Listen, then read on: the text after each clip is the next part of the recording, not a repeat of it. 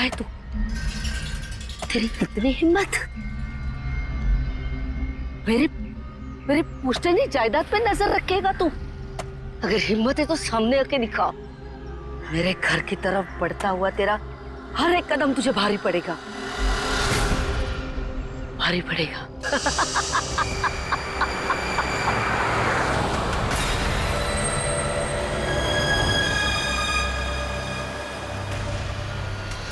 यार यहाँ पे तो कोई भी नहीं दिख रहा, किससे पूछूं? इतना घना जंगल है, कोई साइन बोर्ड भी नहीं है यहाँ पे।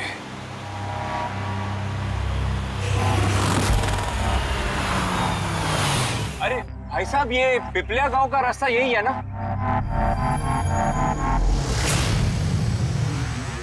अरे सुनो ना भाई साहब, अरे बड़ा अजीब आदमी है।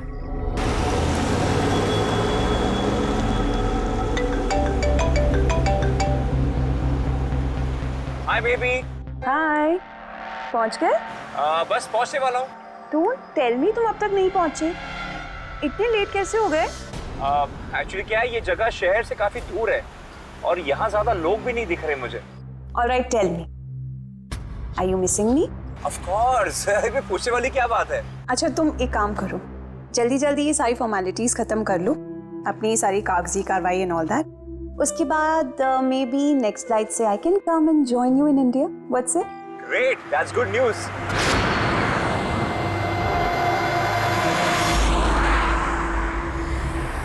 अच्छा बेबी, मुझे लग रहा है कि मैं पहुंच गया हूँ, वो मकान दिख रहा है मुझे। अरे ये गेट क्यों बंद है?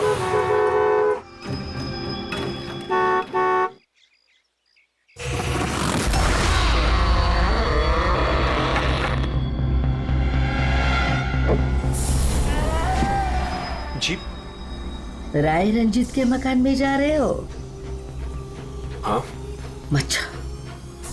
मत जा, वो तेरी जिंदगी की सबसे बड़ी गलती होगी। मत जा। लेकिन आप कौन है? मैं तुम्हारी मौत, तुम्हारी मौत।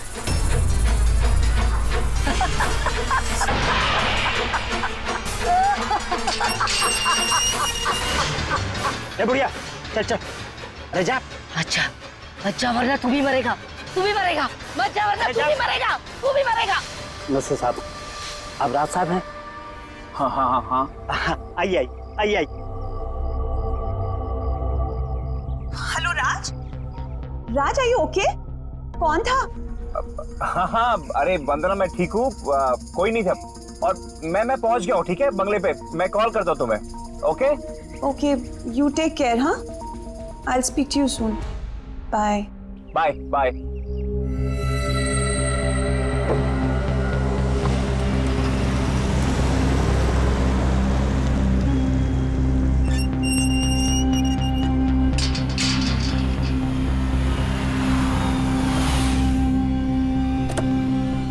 आइए साहब।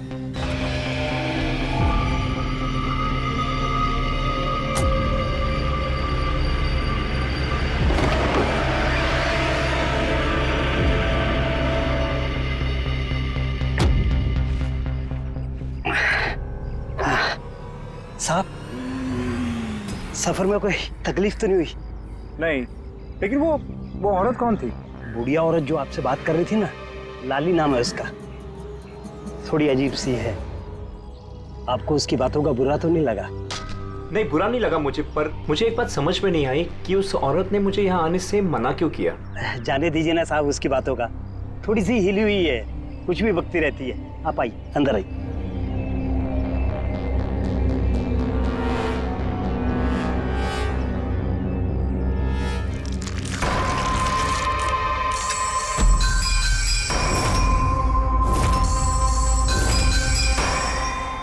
ये आदमी तो मुझे बीच रास्ते में मिला था। उसका नाम कमल है, यहाँ का माली। हमने सोचा अब आप यहाँ पर रहने वाले हैं तो क्यों ना बगीचे के जो रंग बिरंगे फूल हैं फिर से खिल उठाएं। अच्छा, आइए साहब।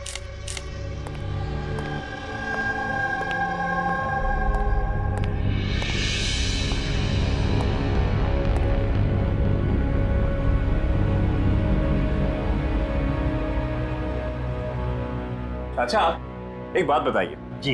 यहाँ कितने साल से काम कर रहे हैं आप? बस साहब ये समझ लीजिए कि मैंने बचपन में चलना यहीं से सीखा था, और अब इस घर से तभी जाऊंगा जब मेरी अर्थी उठेगी। साहब अब ये घर आपका है, कहीं आप मुझे नौकरी से निकाल तो नहीं देंगे? अरे नहीं नहीं नहीं चाचा, ऐसे कैसे बात कर रहे हैं आप? ऐसी कोई बात नहीं, बिल्कुल बेफिक्र रहिए। और इसमें इतने बड़े घर की देख रेख आपके सिवा और कौन कर सकता है? हाँ?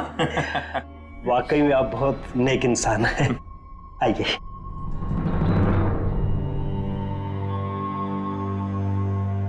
साहब ये है आपका रूम, वॉशरूम उधर है, आप फ्रेश हो जाइए, तब तक मैं आपके लिए खाने पीने का बंदोबस्त करता हूँ। ठीक है। ठीक है साहब।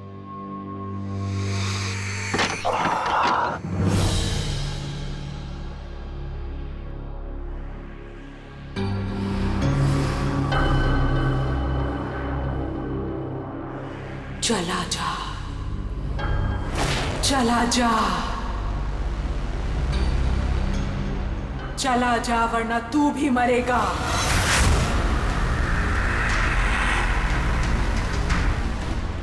कौन?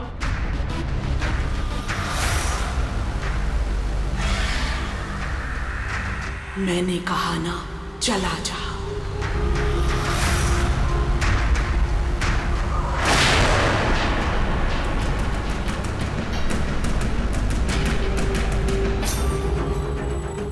कौन है?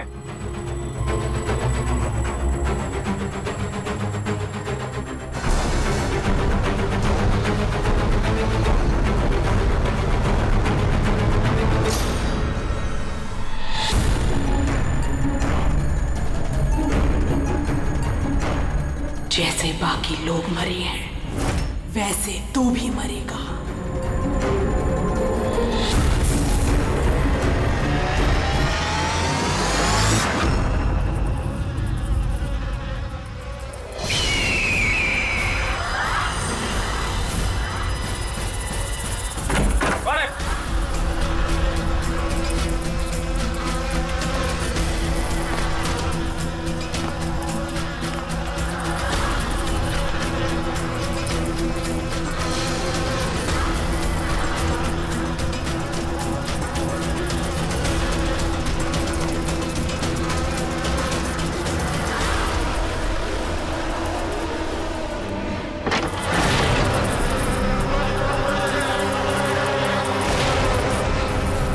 मधुमक्खी?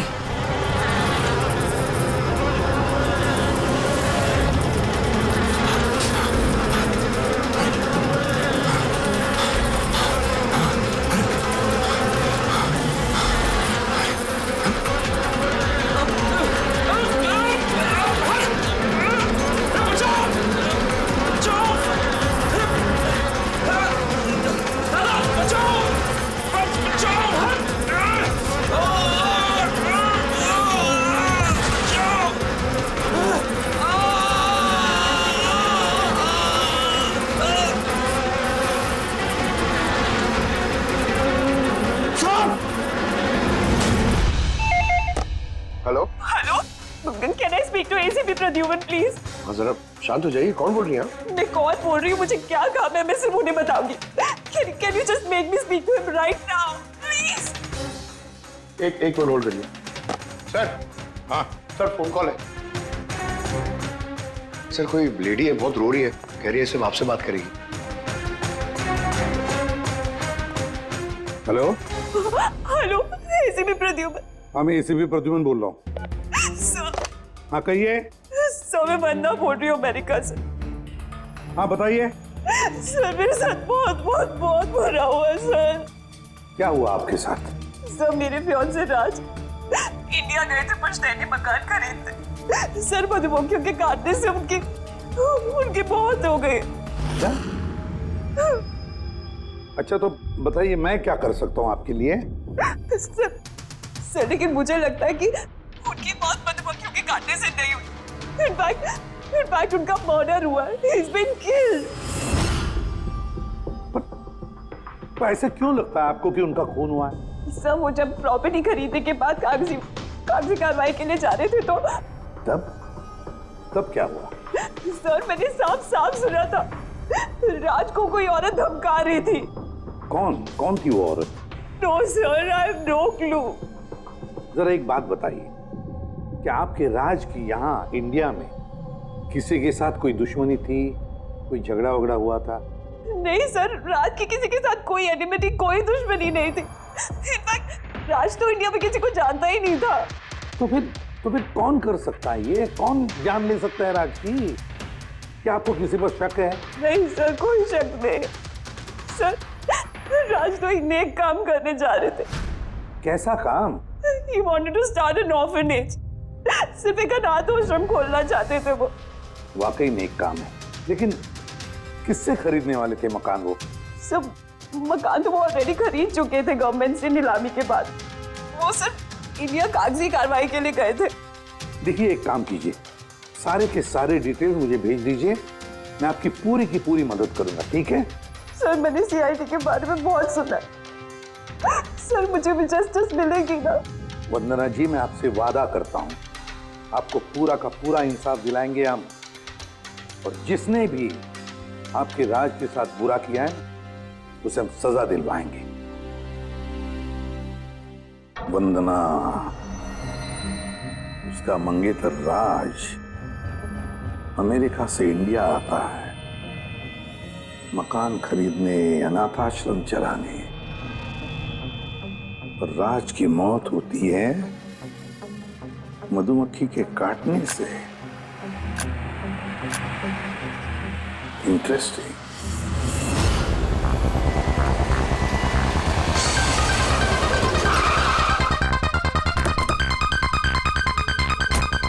सर, यही वही बंगला है जो राज ने सरकार से नीलामी में खरीदा था।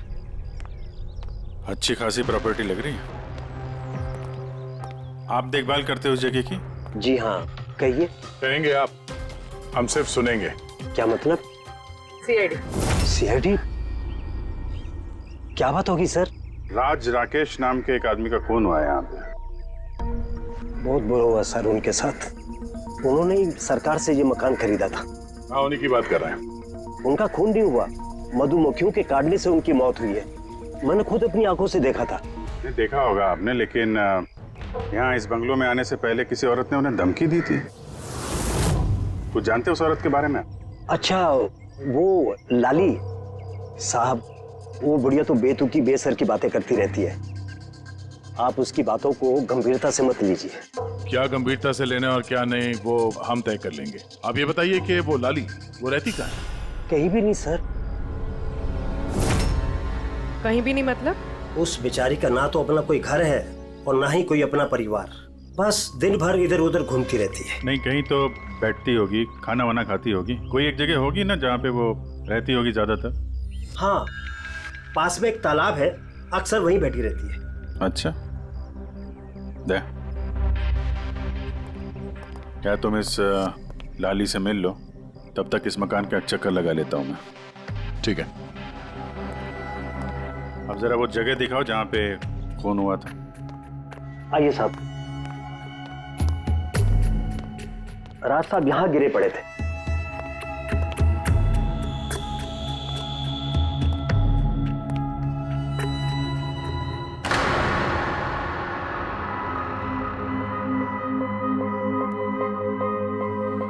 पहले मधुमक्खियों ने राज साहब को मारा, फिर वो खुद मर गए। ये मधुमक्खी के हमले यहाँ पे अक्सर होते रहते हैं क्या? नहीं साहब, इससे पहले तो मैंने एक मधुमक्खी भी नहीं देखी यहाँ। पता नहीं राज साहब के पीछे इतनी सारी मधुमक्खियाँ अचानक कहाँ से आ गई। छोड़िए मुझे, मुझे मेरे घर से मत निकाल, मुझे मेरे घर से मत। शर्म आनी चाहिए तुम्हें रंजीत, तुम अपनी खुद की भाभी को घर से बाहर निकाल रहे हो। कम से कम अपने भैया का तो लिहाज किया होता। अरे उनका क्या लिहाज करना, उन्होंने खुद ही तो अंगूठा लगाकर ये घर मेरे नाम किया है। तूने उन्हें शराब पिलाकर धोखे से अंगूठा लगवाया था। अब क्यों किया, कैसे किया, इस गहराई में जाने से क्या फायदा। समझने वाली बात तो ये है कि ये मकान अब मेरा है और तू सड़क पर आ गई है। चलो निकलो इसे यहाँ से। अब तक कितने लोग मरे? वो सब लोग मर गए जिन्होंने वो मकान खरीदना चाहा। तुम लोग वो घर मत खरीदना तुम भले लोग लग रहे हो, वरना तुम्हारी बीवी विधवा हो जाएगी।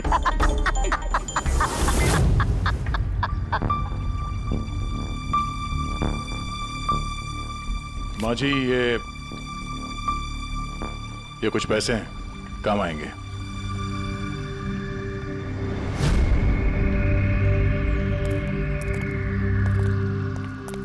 सर, लगता नहीं है इसका राज की मौत में कोई हाथ है।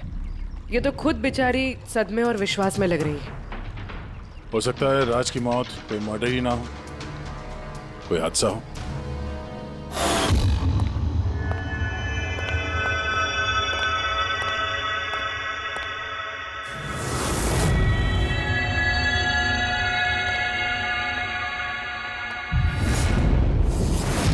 अरे ये कमरा खुला कैसे है?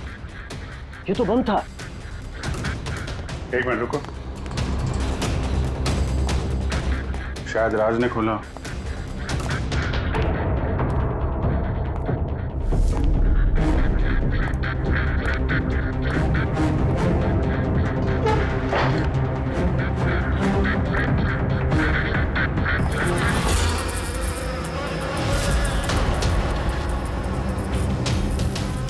ये है तो छत्ता यहाँ पे। इधर आ। जी सर। ये है मधुमक्खी का छत्ता। अरे मैं पहली बार देख रहा हूँ साहब। तो ये राज यहाँ इस स्टोर रूम में क्या करने आया था? साहब शायद बंगलू देखने आए होंगे। अच्छा, और उस वक्त तुम खाना लेने गए थे? जी साहब।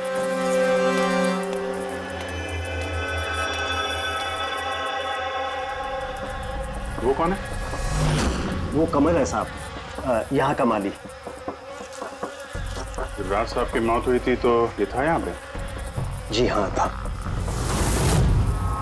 कमल, इधर आओ, साहब बुला रहे। जी सर।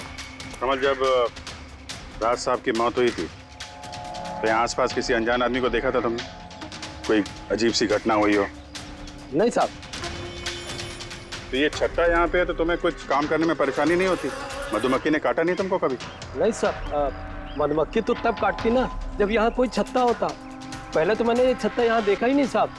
क्या बात कर रहे हैं? हाँ साहब, मैंने आपसे पहले कहा ना कि इससे पहले इस घर में हमने एक मधुमक्खी भी नहीं देखी।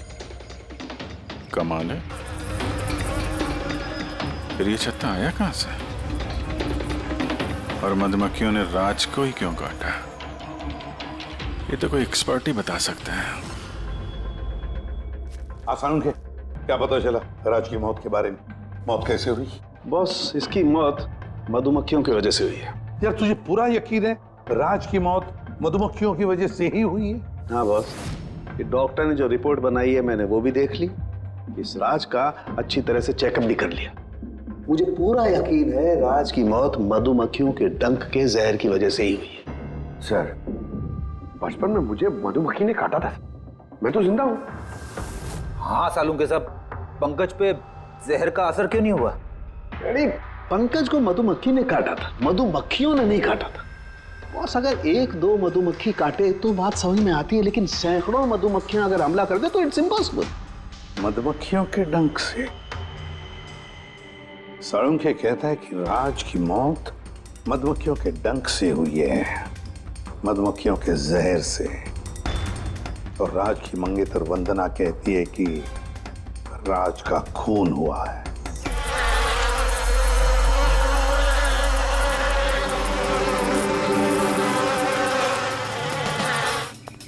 हंड्रेड % इस छत्ते को बाहर से लाकर यहाँ पर लगाया गया। मधुमक्खी के छत्ते को किसी और जगह से लाके किसी और जगह लगाया जा सकता है? इतना आसान है? इतना मुश्किल भी नहीं है। शहद के व्यापार के लिए अक्सर ऐसा किया जाता है। आप बता सकते हैं कितने दिन पहले इस छत्ते को यहाँ पे लगाया गया? ज्यादा दिन नहीं, लगभग 2-3 दिन। सर, अगर मान भी ले कि खूनी ने ये छत्ता यहाँ पर इसलिए लगाया था कि वो राज को मार सके, लेकिन उसे कैसे पता था कि ये मधुमक्खियां राज पे ही हमला करेंगी, किसी और पे नहीं? मधुमक्खियां बिना वजह किसी पे भी डंक नहीं मारती, क्योंकि डंक मारने के बाद उनकी खुद की भी मौत हो जाती है। तो ऐसी क्या चीज है जो उन्हें उत्तेजित करती है अटैक करने के लिए? देखिए, जब उन्हें लगता है कि सामने वाले इंसान से उन्हें कुछ खतरा है, अच्छा केदार साहब, ऐसा हो सकता है क्या कि मधुमक्खियों को ट्रेन किया जा सके कि वो किसी एक आदमी पे हमला करें? कैसी बातें करते हैं अभिजीत साहब? ये मधुमक्खियां शार्प शूटर नहीं कि कोई भी इन्हें कह दे कि फलां फलां को डंक मारकर आ जाओ। अच्छा, आपने अभी भी कहा कि ये मधुमक्खी किसी को काटने के बाद ये खुद भी मर जाती है, तो ऐसी क्या मजबूरी है कि वो किसी को काटती है? जरा डिटेल में समझाएंगे? मधुमक्खी जब भी किसी को डंक मारती है तो फेरोमोन नाम का एक गंध छोड़ती है, जिससे कि बाकी मधुमक्खियां सचेत होकर सब मिलकर उस पर हमला कर देती हैं। इसीलिए मैंने पहले भी कहा था, मधुमक्खियां बिना वजह किसी पे भी हमला नहीं करती। जरूर राज ने मधुमक्खी के छत्ते के साथ कुछ छेड़खानी की होगी। सर, खूनी को कैसे पता था कि राज इस छत्ते के साथ छेड़खानी करेगा? कहीं ये मौत वाकई हादसा तो नहीं? नहीं पूर्वी, राज के आने के ठीक 2 दिन पहले इस छत्ते को यहाँ पे लगाना ये कोई संयोग तो नहीं हो सकता। सर, राज की मौत के बाद ये घर वंदना के नाम हो जाएगा। क्या इन सब के पीछे वंदना तो नहीं है? वंदना इंडिया कब आ रही? What nonsense! How could you even think like that?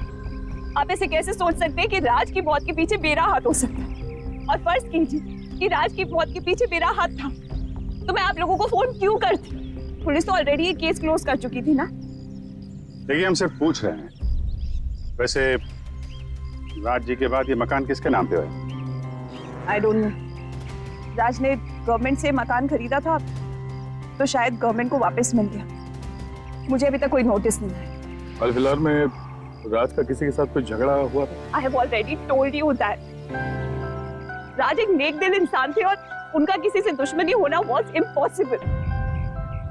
अगर मुझे पता होता कि राज की नेक दिली उनकी जान ले लेगी तो मैं उन्हें कभी इंडिया आने ही नहीं देती। ये अनाथ आश्रम खोलने का ख्याल राज जी के दिमाग में कैसे आया? राज खुद अनाथ थे, इसलिए वो दूसरे अनाथ बच्चों की फीलिंग समझते थे। वो अनाथ बच्चों को घर जैसा माहौल देना चाहते थे, और जैसे उन्हें पता चला कि गवर्नमेंट ये मकान नीलाम कर रही है तो राज ने सबसे ऊंची बोली लगाकर ये मकान खरीद लिया। तो कहीं इस राज की मौत का कारण ये घर तो नहीं है? हो सकता है कोई और भी इस घर को खरीदना चाहता था, राज बीच में आ गया इसलिए। What? कोई इतना नीच कैसे हो सकता है? इस दुनिया से इंसानियत उठ गई है क्या? इंसानियत है वंदना जी, इंसानियत है, लेकिन कुछ लोग हैं जो इंसानियत में जहर घोलने पे तुले हुए हैं। पता करते हैं किस किस को दिलचस्पी थी इस प्रॉपर्टी में। देखिए सर, मैं आप लोगों को नहीं बता सकता हूँ कि राज जी के अलावा किन किन लोगों ने इस नीलामी में हिस्सा लिया था। सॉरी। क्यों नहीं बता सकते? देखिए, ये सरकारी इंफॉर्मेशन है, ऐसे किसी के साथ शेयर नहीं कर सकता हूँ मैं। हम भी तो सीआईडी का ही काम कर रहे हैं।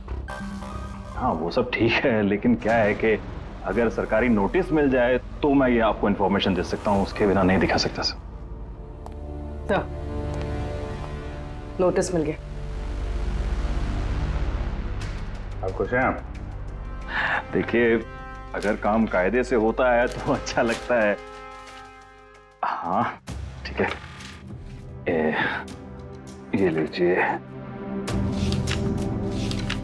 ये लीजिए। कुल मिलाकर सर 12 लोग थे जो इस बंगलो को खरीदना चाहते थे सर। इस बंगलो के पास एक्चुअली सरकार एक हाईवे बना रही है, इसलिए सब लोग बढ़ चढ़कर बोली लगा रहे हैं और हर कोई इस बंगलो को खरीदना चाहता है। अच्छा, ये राज जी की मौत के बाद अब ये मकान किसको मिलेगा? देखिए, राज जी ने कागजी कार्यवाही पूरी नहीं की थी, इसलिए नीलामी अब दोबारा से होगी और जो विजेता होगा उसको ये बंगलो मिल जाएगा। I see। और ये नई नीलामी कब होगी? देखिए सर, अभी उसकी डेट तो तय नहीं है सर, लेकिन आपको एक बात और बताना चाहूंगा सर कि राज जी से जितने भी बिल्डर्स थे वो काफी भड़के हुए थे, काफी नाराज थे, क्योंकि उन्होंने सबसे ज्यादा बोली लगाई थी। नहीं सर, एक्चुअली उन्होंने डेडलाइन के बाद बिड सबमिट की थी सर, इसी वजह से लोग नाराज थे उनसे। लेकिन अगर डेडलाइन के बाद उन्होंने बिड किया था तो सरकार ने एक्सेप्ट कैसे कर लिया? सर एक्चुअली वहां पर वो अनाथ आश्रम खोलना चाहते थे, और सर अमेरिका से जो इंडिया का वक्त का फर्क है सर वो 9.5 घंटे का है, इसलिए सरकार ने वो बिड एक्सेप्ट कर ली थी। देखिए, अब घर तो उसी को मिलेगा जिसकी किस्मत में होगा सर।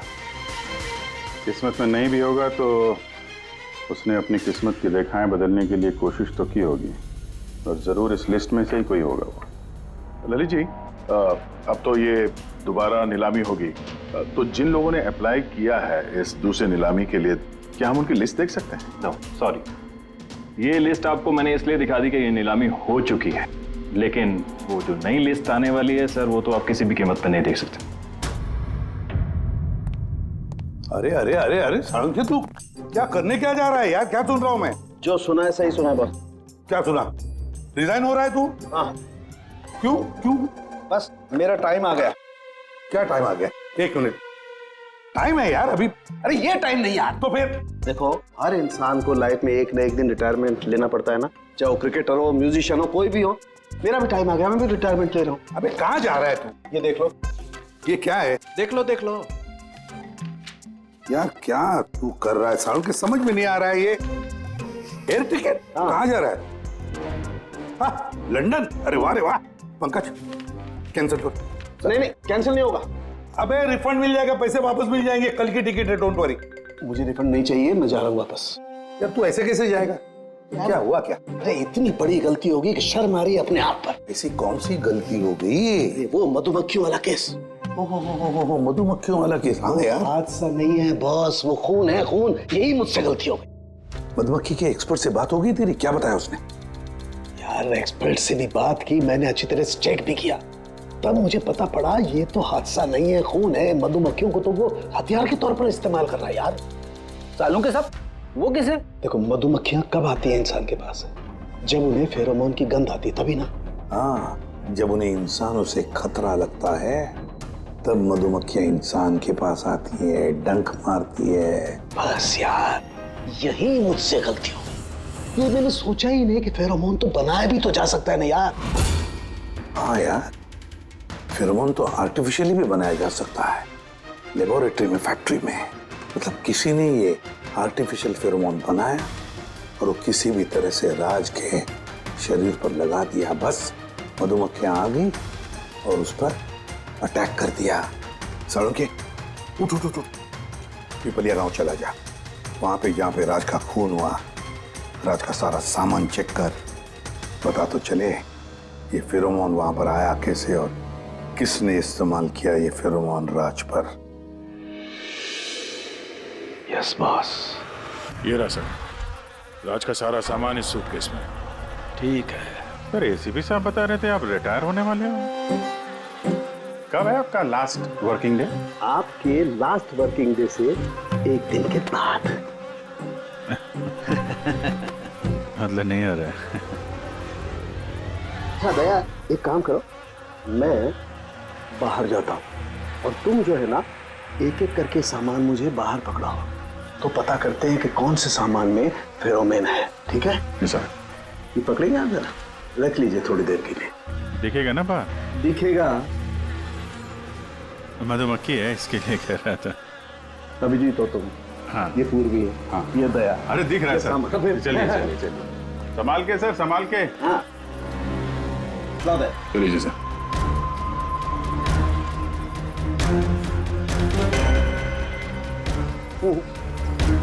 नहीं, इसमें फेरोमोन नहीं।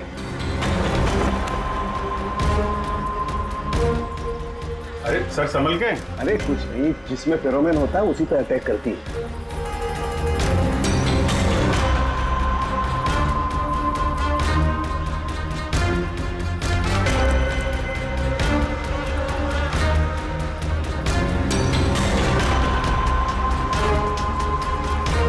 अरे यार,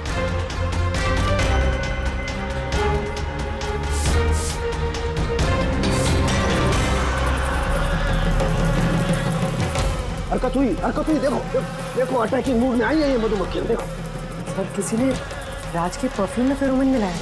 अरे यार, ये मधुमक्खियों ने मुझे काटा ना। सर आप निकलो यहाँ से। अरे यार, अरे पानी में जाओ, पानी में। पानी किधर है? अरे सामने उस तरफ सर। अरे उधर कुआं है सर, जाओ ना। कुएं में घुस जाओ। अरे सर निकलो यहाँ से, जाइए सर।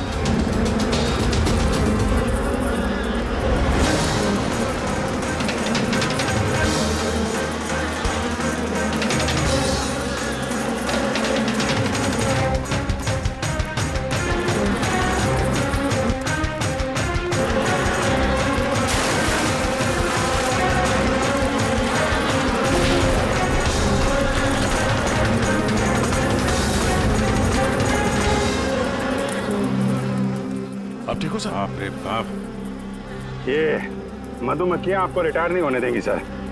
बाहर निकालो मुझे। आइए आइए आइए सर। मधुमक्खी, अरे नहीं, आइए आइए आइए। हेलो जी, नमस्ते, कैसे हैं आप? जी मैं चंदूमल फंडूमल कंकेशवास।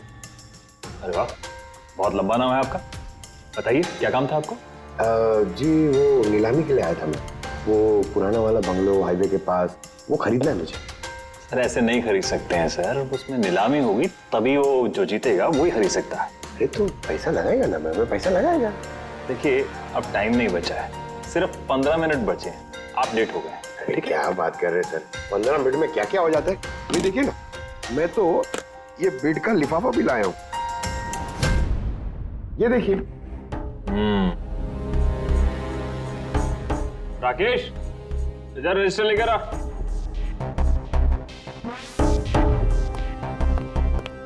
साहब को दो, एंट्री कीजिए सब। हाँ, यहाँ पर एंट्री कर दीजिए। अच्छा,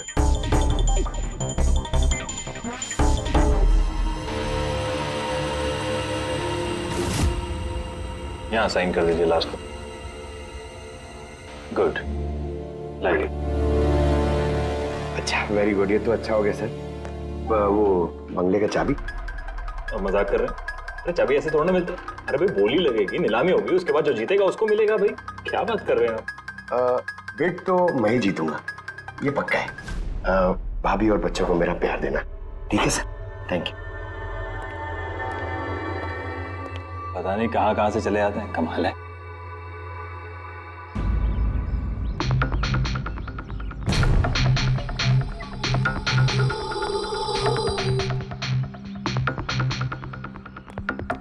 क्या भाई साहब काम हुआ? सर ये देखिए, चंदूमल फंडूमल कंकेशवास का कमाल।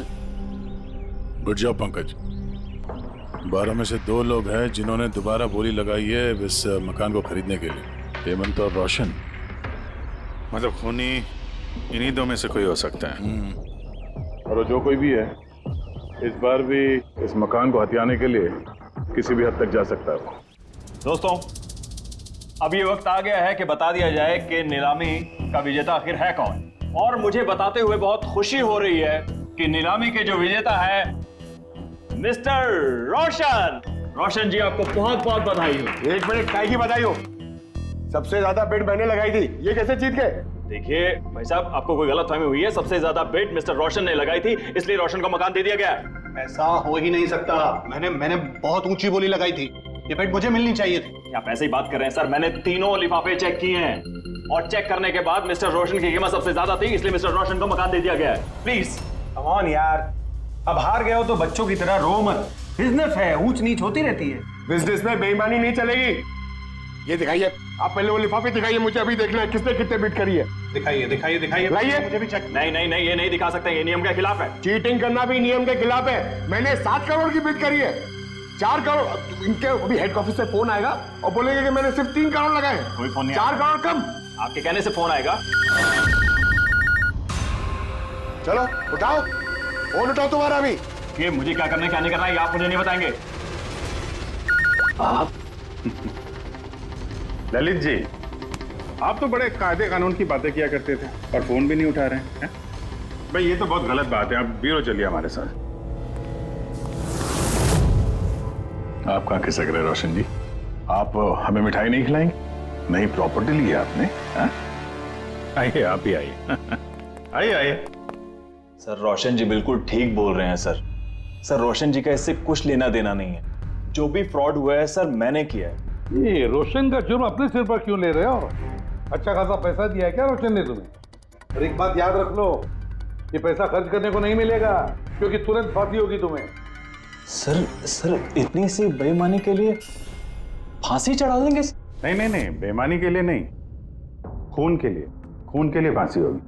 सर खून? किसका खून सर? राज राकेश का खून, जिसने पिछली नीलामी में वो घर, वो प्रॉपर्टी खरीदी थी। सर लेकिन मैंने किसी को नहीं मारा है सर। सर मैंने नहीं मारा है सर किसी को।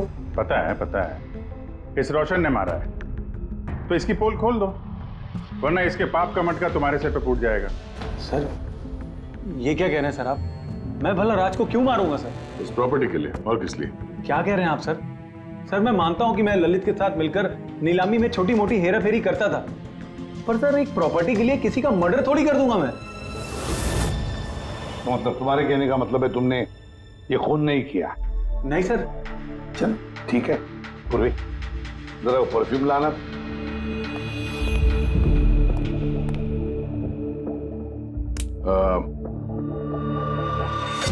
ये परफ्यूम छिड़क दूं? हाँ? बाहर मधुमक्खियों का छत्ता है, क्या बोलता है? Sir perfume? हाँ? आपकी मर्जी सर, लेकिन हमारे इस केस से परफ्यूम का क्या लेना देना सर? तुम्हें वाकई पता नहीं इस परफ्यूम का कोई इस केस से संबंध है? सर जी हम सच कह रहे हैं सर, राज्य की मौत से हमारा कोई संबंध नहीं है सर। ललित बिल्कुल ठीक कह रहा सर।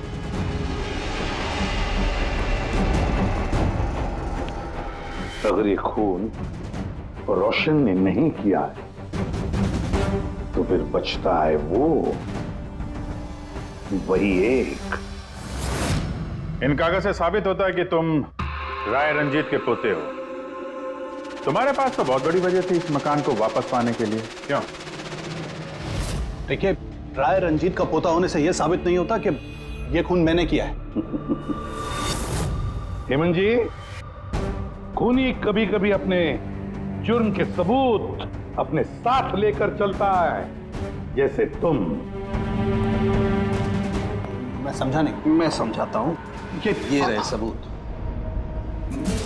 कमाल है सालों के सब, सेफ्टी सूट पहनने के बावजूद भी आप दोनों को मधुमक्खियों ने काटा। हाँ, कभी कभी सेफ्टी सूट पहनने के बाद भी मधुमक्खियां डंक मार सकती हैं, और फिर मधुमक्खी के छत्ते को इधर से उधर ले जाने में तो और भी ज्यादा अटैक हो सकता है, नहीं? जी देखिए, वो दरअसल बहुत हो गया हेमंत, तुम्हारी बेगुनाही का और भी कोई सबूत चाहिए? जी नहीं, मैंने ये सब किया था। जब राज बंगले में घुसा तब मैं वहीं था, और मौका देखकर मैं बंगले में घुस गया था। मैंने परफ्यूम की बोतल के अंदर फेरोमोन मिला दिया। उसके बाद राज को आवाज से डिस्ट्रैक्ट किया, मधुमक्खी के छत्ते तक लेकर गया, और उसके बाद का काम मधुमक्खियों ने कर दिया था। मुझे मेरा पुश्तैनी मकान वापस चाहिए था। वाह रे वाह, अपने पुश्तैनी मकान के लिए तुमने एक नेक इंसान का खून कर दिया। कानून तुम्हें कभी माफ नहीं करेगा। तुम्हें कम से कम आजीवन कारावास की सजा होगी। ले जाओ इसे पंकज।